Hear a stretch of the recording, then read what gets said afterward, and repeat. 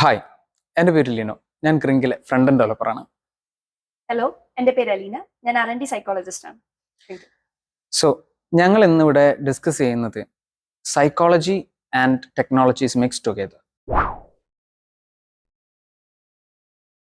അതായത് ടെക്നോളജി ഇത്രയും വളർന്ന ഒരു കാലഘട്ടത്തിൽ ഒരു കുട്ടികളെ സംബന്ധിച്ചിടത്തോളം അവർ എത്രത്തോളം ടെക്നോളജിയിലേക്ക് എക്സ്പോസ്ഡ് ആണ് എന്നുള്ള കാര്യം നമുക്കറിയാവുന്നതാണ്. അതായത് ഒരു കുട്ടി ജനിക്കുമ്പോൾ തൊട്ട് അവൻ കണ്ടു തുടങ്ങുന്നത് mobile phones, laptops and various other technologies. So ഇത്രയും over exposure towards the technology എങ്ങനെയാണ് കുട്ടികളെ എഫക്റ്റ് ചെയ്യുക എന്നുള്ളതാണ് നമ്മൾ മെയിൻലി തൊട്ട് ഡിസ്കസ് ചെയ്യുന്നത്. സോ ടെക്നോളജിക്കൽ അഡ്വാൻസ്മെന്റ്സ് നമ്മുടെ ലോകത്തിനെ വളരെ ഒരു ഫാസ്റ്റസ്റ്റ് ഗ്രോയിങ് ഇതായിട്ട് പലപ്പോഴും മാറിയിട്ടുണ്ടെങ്കിലും അത് നെഗറ്റീവ്ലി ഇമ്പാക്ട് ചെയ്തത് പല വഴിക്കാണ്.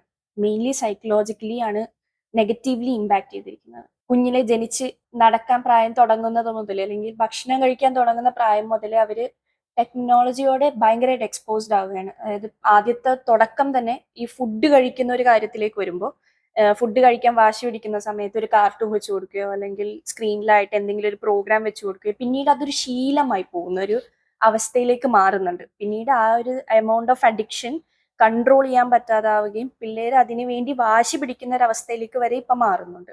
അത്രയും ചെറിയ പ്രായത്തിൽ തൊട്ടേ ടെക്നോളജിയിലേക്കും അതേപോലെ സോഷ്യൽ മീഡിയ കോണ്ടന്റ്സിലേക്കൊക്കെ എക്സ്പോസ്ഡ് ആവുന്ന ഒരു കുട്ടിയെ സംബന്ധിച്ചിടത്തോളം അവർ എന്തിലേക്കാണ് എക്സ്പോസ്ഡ് ആവുന്നത് എന്നുള്ളത് ഒരു വലിയൊരു ഫാക്ടറാണ്. അതായത് ഇപ്പം റീസെന്റ് ആയിട്ട് ഇപ്പം നടന്നുകൊണ്ടിരിക്കുന്ന ഒരു ഇഷ്യൂ നമ്മളെല്ലാവരും അറിഞ്ഞതാണ്, കൽക്കട്ടയിലെ ഒരു ഇഷ്യൂ. സോ അതിന്റെ പേരിൽ ഇപ്പോഴും പ്രൊട്ടസ്റ്റ് നടന്നുകൊണ്ടിരിക്കുന്നു. Doctors are in strike.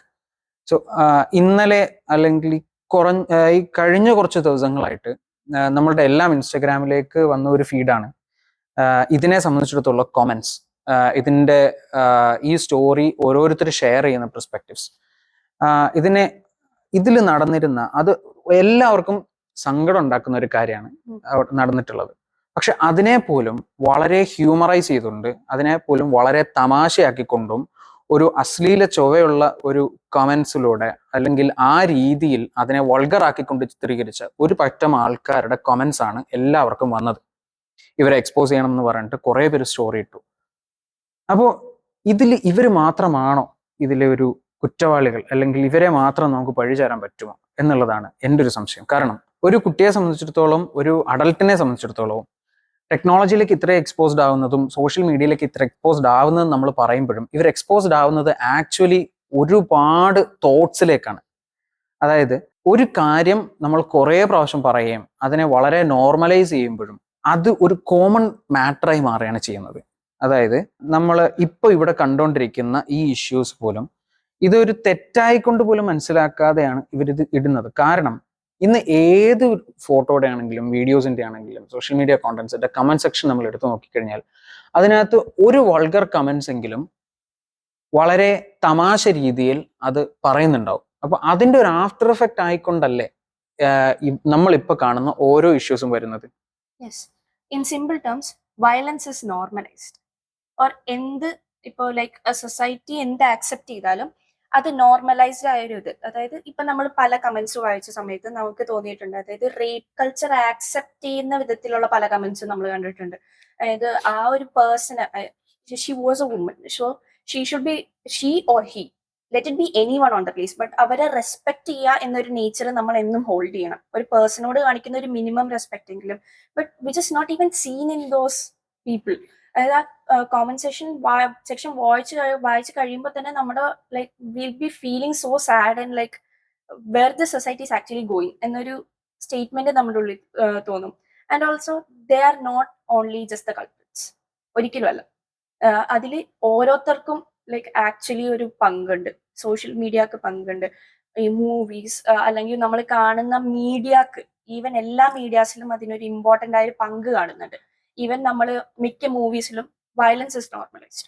അതായത് hitting a woman is normalised or attacking a man is normalised, which is not even good. Because model ചെയ്യാനുള്ള ചാൻസസ് പ്രിറ്റി ഹൈ ആണ്.